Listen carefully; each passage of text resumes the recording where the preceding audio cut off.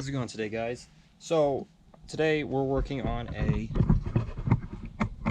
79 K10, and what we're going to be doing is taking the hub.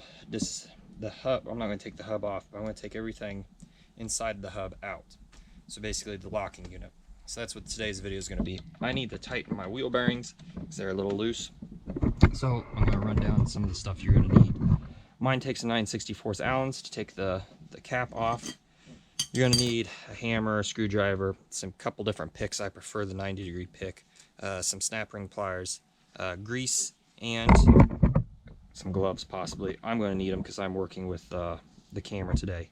And a special four-wheel drive tool to take the nuts off. So let's get started here real quick. It's going to rain, so I got to work a little quicker than I normally do. You're going to want to take the hub loose. Now sometimes if these haven't been serviced in a while, these guys can be rusted in. Only in the front part, at least on mine. My motive gear setup here, which is kind of, I don't know if it's an off-brand. I wasn't around in the late 70s, early 80s to know if this was a popular brand or not. Let's see if I get this in there.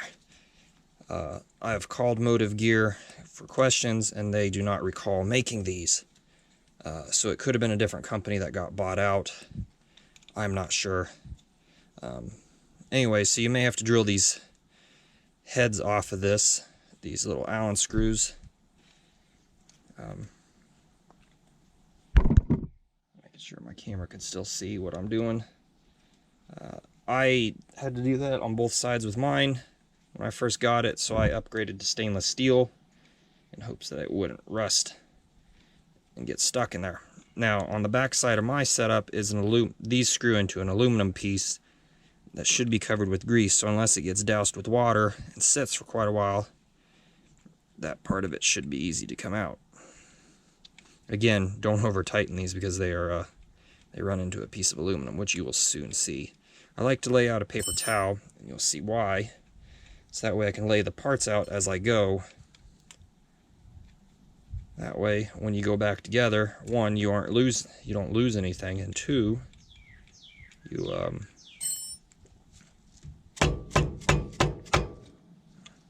can make sure you got all the parts back in. Ooh, got a little wet.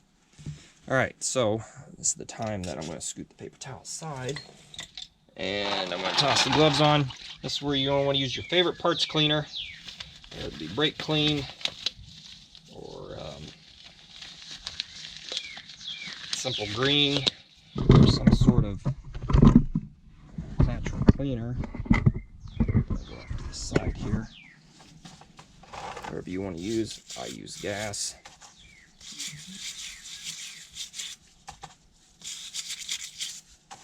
You'll want to try to get all that grease out of there.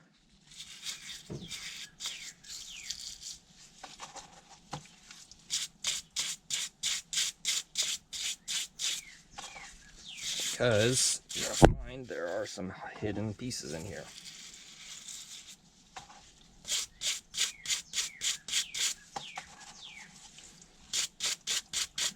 I have much battery left, so I'm going to try to work pretty quick here.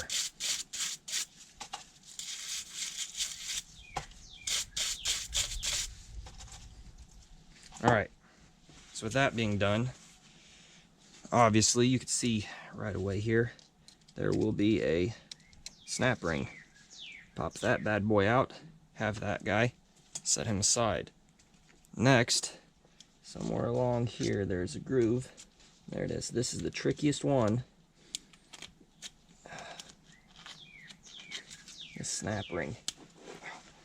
You might want to wear safety glasses also because you might spray yourself. Clean it. It's going to be hard to see. But right in here, there's a snap ring, and I always have to fight this stupid thing. It's the hardest part of the whole job, I feel. I'm just not very lucky with it. Let's see if we can pop it up. There we go. And this time it didn't go so bad. Careful. Careful, about lost it. Add some drama to the whole situation here. Roll that bad boy out. Snap ring done. That was the hardest part, usually, of the job, for me, at least. Let me assess the camera. I didn't get gas all over this. Okay, part 2. I'm going to take a couple of the screws we just used, run those screws back into this aluminum base, because I'm going to give this a good yank. There's the 4-wheel drive unit. I'm going to drop that off so I can clean that. I need to clean out the inside of this. Next, you're going to take your special 4-wheel drive tool. Depending on how tight it is, you may have to get your brake over bar. Oh, that's loose. That's probably a little bit of my problem there. I'm going to back this bad boy out.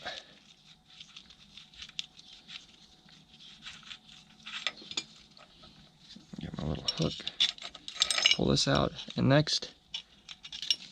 next thing you have is this lock ring in here, which is keyed. So it has the axle tube comes through, has a keyway, which this slips into, and then the back axle nut